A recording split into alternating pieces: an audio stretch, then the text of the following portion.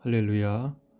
한 주간 동안 선한 목자 예수님의 돌보심과 인도하심의 은혜를 풍성하게 누리시기를 주의 이름으로 축복합니다. 오늘 말씀은 사무엘상 1장 9절에서 11절입니다. 그들이 실로에서 먹고 마신 후에 한나가 일어나니 그때 제사장 엘리는 여호와의 전 문설주 곁 의자에 앉아 있었더라. 한나가 마음이 괴로워서 여호와께 기도하고 통곡하며 서원하여 이르되 만군의 여호와여, 만일 주의 여종의 고통을 돌보시고 나를 기억하사 주의 여종을 잊지 아니하시고 주의 여종에게 아들을 주시면 내가 그의 평생에 그를 여호와께 드리고 삭도를 그의 머리에 대지 아니하겠나이다. 아멘. 본문에 계시된 주님은 어떤 분이신가? 마음의 고통을 통하여 하나님의 마음을 깨닫게 하십니다.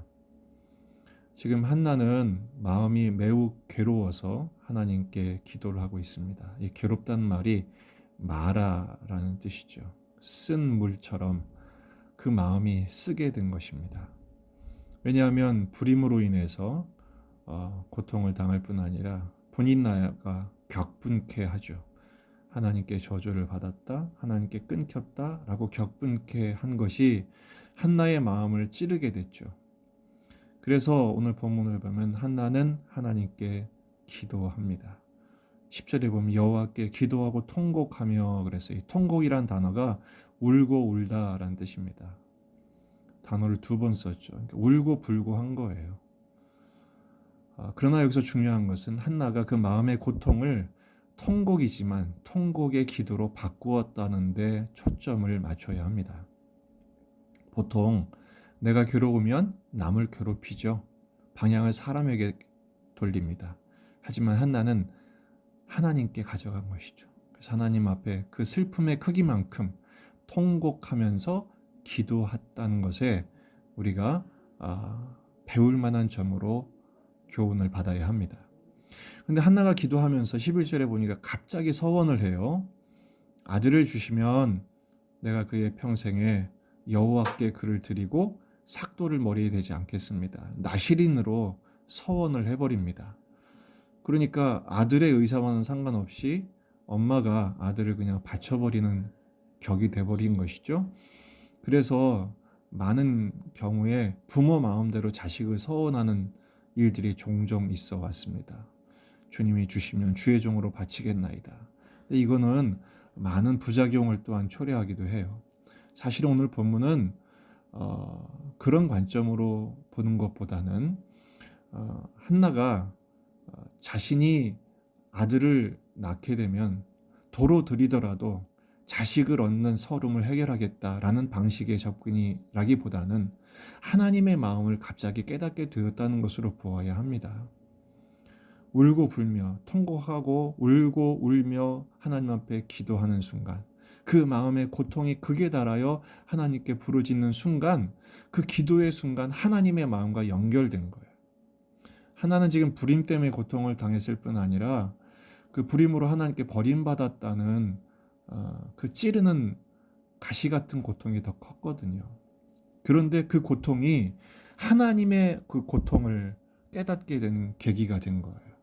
하나님은 어떤 고통이 있으셨죠? 지금 사사시대가 된 이유, 영적인 암흑기가 도래한 이유가 뭡니까? 하나님의 말씀이 없어서 이스라엘이 지금 불임의 세대가 되어버린 것이죠. 이것이 하나님은 몹시 가슴 아프셨어요. 하나님의 말씀을 전할 자도 없고 그 말씀을 들을 생각도 없는 이스라엘의 모습, 결국은 하나님의 심판을 받아 마땅한 이런 상황이 된 것이 하나님에게는 그보다 더 큰 고통이 없었던 것이죠. 아모스 8장 11절을 보면 주 여호와의 말씀이니라 보라 날이 이를지라 내가 기근을 땅에 보내리니 양식이 없어 주림이 아니며 물이 없어 가람이 아니요 여호와의 말씀을 듣지 못한 기갈이라. 사사시대는 영적인 기근과 기갈의 시대였던 거예요. 9절을 보면 한나가 하나님 앞에 나올 때 엘리는 어디에 있었습니까? 여호와의 전 문설주 곁 의자에 앉아 있었다라고 표현되어 있습니다.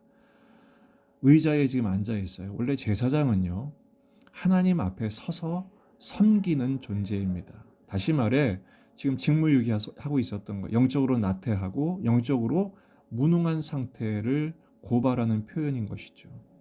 그런 상황에서 한나는 하나님의 아픔을 깨닫고 내가 나의 아들을 하나님이 주시면 이 시대 하나님의 말씀을 선포하는 말씀의 사람으로 드리겠다는 헌신을 한 것입니다.